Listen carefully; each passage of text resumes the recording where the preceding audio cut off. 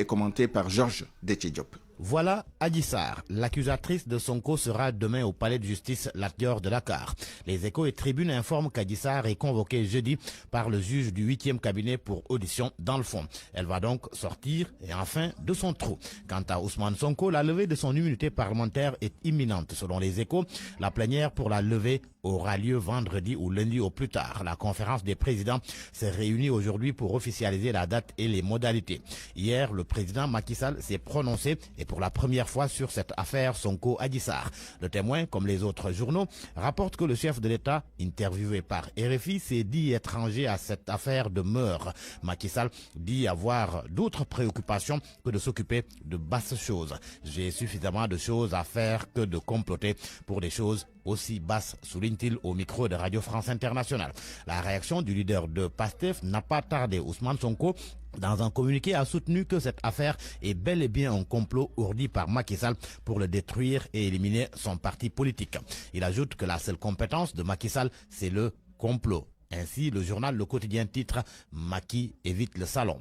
Le Témoin s'exclame « Macky se décharge, Sonko charge ». Pour Vox Populi, Macky Sall s'en lave les mains, Sonko les lui retrempe dans son complot entre guillemets. Le journal Source A, lui, relève que les coups pleuvent, des coups qui n'épargnent pas le leader de PASTEF. Ses proches, Birame Souleye Diop et Abbas Fall, sont placés sous mandat de dépôt. Quant à Patricia Gandoul, épouse de l'administrateur de PASTEF, de Daïrou Thiam, Fatima Mbeng et Bawaredia, ils ont été placés sous le régime du contrôle judiciaire. Ils sont poursuivis pour association de malfaiteurs, complicité de diffusion de contenu contraire aux bonnes mœurs, menaces de voies de fait et violence. Conséquence, le Témoin parle d'un parti PASTEF décapité. À propos des autres personnes arrêtées hier et avant-hier, Guy Marius Sagna, Assane Diouf et Clédor Sène, l'AS nous apprend qu'ils seront déférés au parquet aujourd'hui. Pendant ce temps, l'Observateur plonge ses lecteurs dans les minutes des auditions à la division des investigations criminelles. Selon l'Obs, les activistes Guy Marius Sagna, Assane Diouf et Clédor Sène ont contesté les faits de menaces de troubles à l'ordre public. Dans cette affaire, Tribune affirme que Clédor Sène continue d'assumer.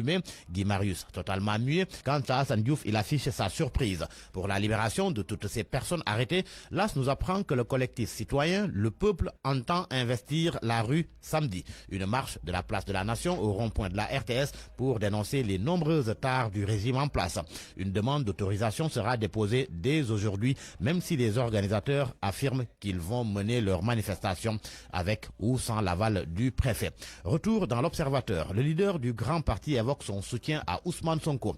Dans l'interview accordée à mon confrère, Malik Gakou confie qu'il ne voit rien qui puisse entacher l'image et la crédibilité de Sonko. Dans l'entretien, il est aussi question de politique avec les retrouvailles Idi Maki, le deal supposé avec le pouvoir, la feuille de route du grand parti en alliance avec d'autres forces politiques en direction des prochaines élections locales. La vaccination contre le Covid-19 à présent. La campagne a démarré hier. Les journaux en parlent d'ailleurs ce matin. C'est le ministre de la Santé qui est le premier à se faire vacciner. Source A parle de pédagogie par l'exemple. Enquête qui fait état d'un vent d'espoir ajoute qu'un florilège de personnalités a été vacciné. Elles ont reçu des doses des 200 000 vaccins de Sinopharm que le Sénégal a réceptionnés récemment. Ce qui fait dire à Sud Quotidien que Sinopharm ouvre la voie. Et pour rassurer les Sénégalais, le professeur Seydi indique dans Enquête que le vaccin n'a été à l'origine d'aucun effet secondaire grave. Dans Sud Quotidien, il fait savoir que le vaccin est efficace contre les formes sévères au plus tard 28 jours après la seconde dose. À la une du journal Les Échos, le docteur Marie-Khémesse Ngom-Ndiaye révèle qu'avant d'acheter le vaccin, ils ont fait des recherches en termes d'innocuité, de toxicité et surtout d'efficacité. Cette information à la une de Source A et Les Échos. Le départ de Xavier Marie de la direction générale de l'AS, gestionnaire de l'AIBD, l'aéroport international Blaise Diagne de Diass. Une décision prise lors de la réunion du conseil d'administration. Son successeur n'est pas encore connu, mais Source A et Les Échos indiquent que le Turc Askin Demir, directeur général de 2AS, est pressenti pour le remplacer. À vos kiosques et bonne lecture.